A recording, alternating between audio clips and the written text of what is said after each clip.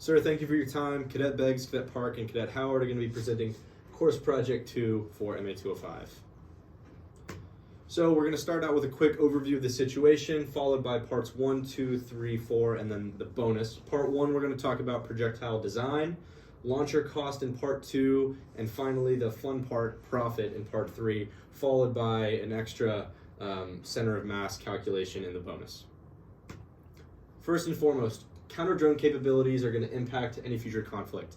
Enemies will use drones against the United States, and it's essential that our soldiers in the Army are able to fight against that.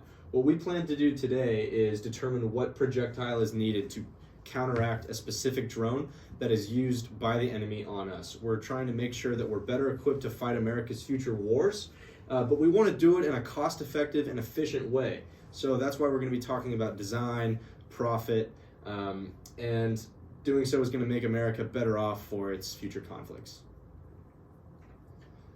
And that leads us to part 1. Cadet Park's going to present part 1. Okay, so in part 1, we set out to determine the cost of each projectile. And so there are some fixed costs associated with this calculation.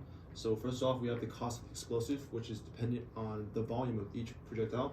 It is at $620 per meter cubed. The second one is $20 per meter squared, which is dependent on the surface area of each projectile. And we have a fixed cost of $2 per projectile, which relates to the cost of the altitude tracker. So as you can see here, we have the first projectile. So this projectile actually comes in a group of 5. This is just one component of the whole projectile 1. And as you can see, the surface area is right there. And these piecewise functions represent the surface of this projectile. So this equation here represents the bottom of this projectile. You can't see in this picture. And this equation here represents this surface around the cylindrical part, as you can say, of the surface. This third equation represents this top parabolic nose cone of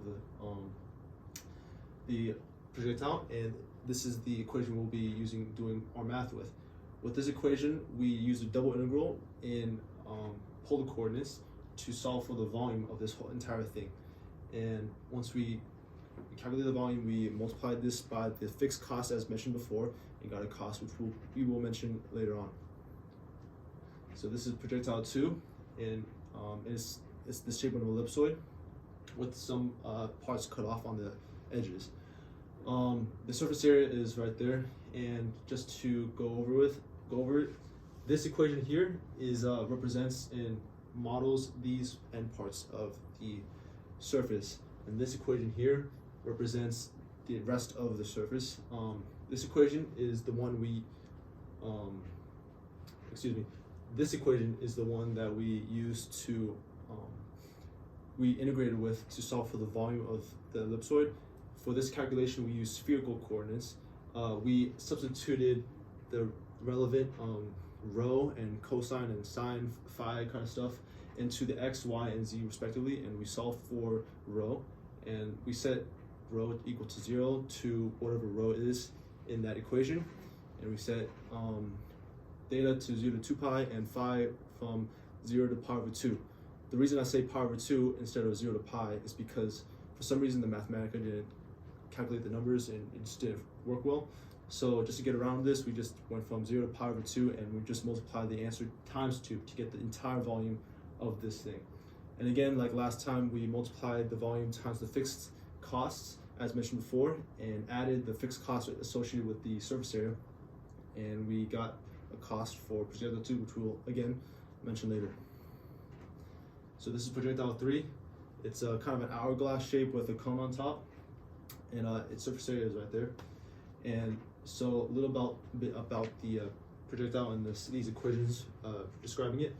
This one here describes like the first projectile, the bottom. You can't see in this picture. This equation here represents the hourglass part of it, and this third equation here represents this cone. So for this calculation, we used these two equations.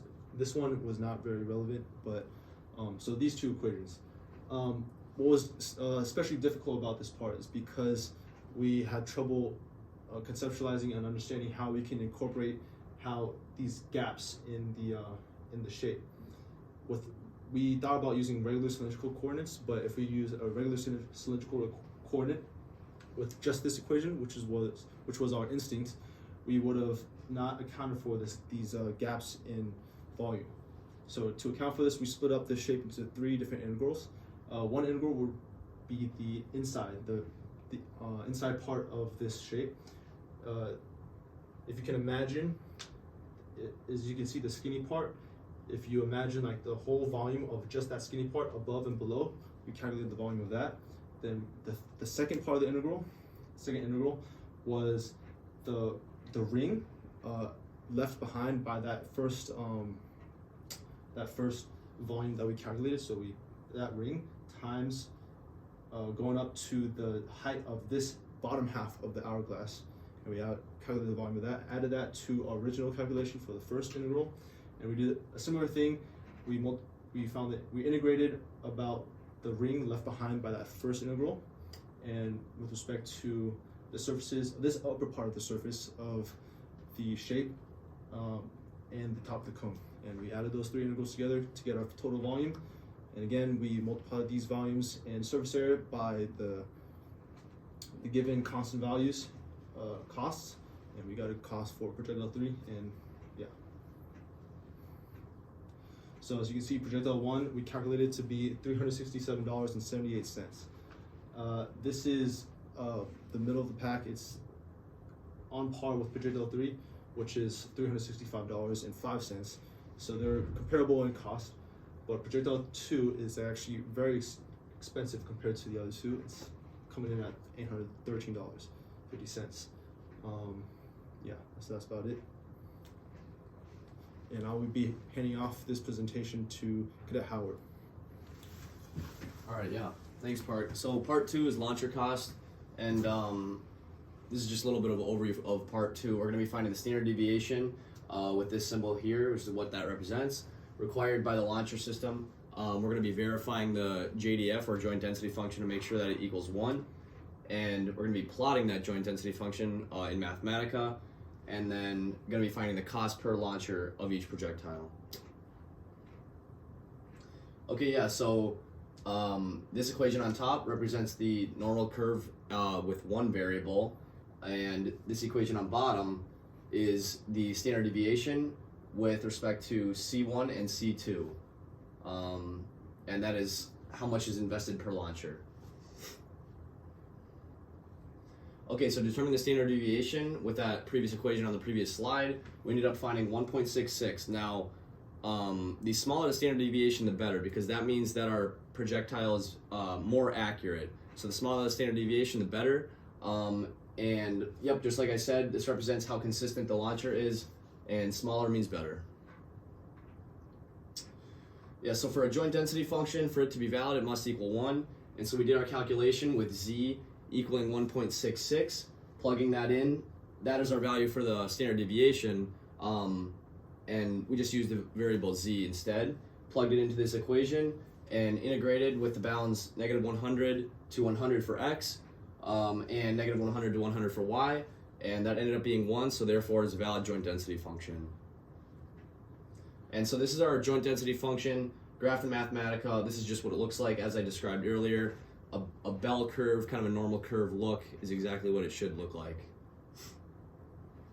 And so, with that being said, we determined the cost of launcher, and we have $1,931.87 for 1, launcher 2, $1,040, launcher 3, $1,937. So launcher 1 and 3 do seem to be very close, and launcher 2 a little bit more cheap there. So yeah, so now I'm going to be handing it off one more time, and we're going to be talking about profit, how we're going to make money off of these launchers. The importance of profit so the operating parameters, the operating parameters we're operating with, each projectile is going to be sold at $600 in cost. Each launcher is going to be sold for $1,100. we have $200,000 to spend initially on actually making these. And then we also must produce 25 projectiles per launcher system.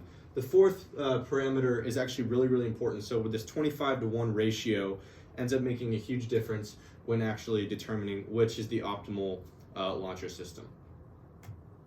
So the best way to do this was to use Lagrange multipliers, which are a regular function and then a constraint function that allow us to determine the profit. So we determined the best projectile and the best launcher combo to be projectile 3 and launcher 3. You can see here that launcher 1 was the median, with the optimal profit for that one being $87,205. Launcher 2, oddly enough, you actually lose money on launcher 2 with making negative $47,501. But in the launcher 3 gives us the optimal profit for all three at $90,656.10. Just to reiterate the importance of Lagrange multipliers, so they help determine local minimums and maximums with constraints, and they're particularly helpful when doing optimization problems like this, in which we're trying to optimize cost and make the most money, get the most bang for our buck. So, however, how much do we intend to build is an important question. So we have the initial value of $200,000 to spend, to physically spend. So we calculated it out, and it ends up being about 450 projectiles.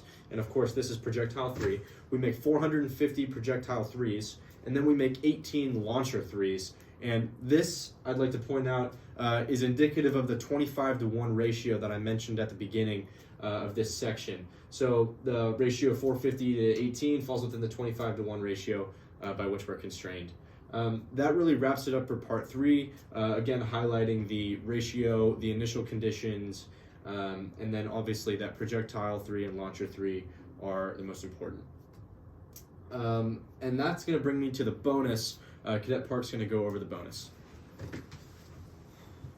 So as you can see, for the bonus, the prompt was to calculate the center of mass for each of the 3 different projectiles. And so a given was this density function, as you can see right here, and this density function describes the distribution of mass, which is density, for all 3 different projectiles we were given. So as you can see, we have our center of masses, our calculated center of masses here. To go into depth about how we calculated these, so for projectile 1, because if you recall, it was like a cone shape, and it was straight in the vertical axis and the z-axis. We really could, it was very easy, we could just use polar coordinates and integrate that previous density function around the domain that is cast by the shadow of that top nose cone. And we calculated that mass of the total projectile using that process I just described, and we divided that mass.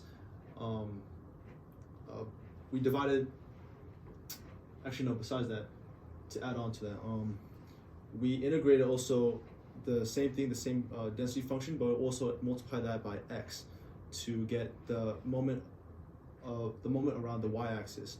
And if you know, the moment around the y-axis divided by the mass is the x bar, or the center of mass in the x coordinate, and that ended up being negative 0.0095. And we did a similar process. We multiplied the density function by y and integrated that with respect to the bounds of projectile 1, and we divided that by the mass again and got that value there. We did something very similar to all these two. Challenge of projectile 3 was accounting for the gaps in the sides of it, but we determined that these gaps wouldn't have a significant effect on the center of where the location of the center of mass, because it's uniform, it's in a circle, and it likely, like I said, probably wouldn't change that much. As you can see, all these values are very close to 0. So in fact, projectile 1, its center of mass was calculated to be 0. And this suggests that the actual center of mass for all 3 projectiles is actually 0, 0, 0.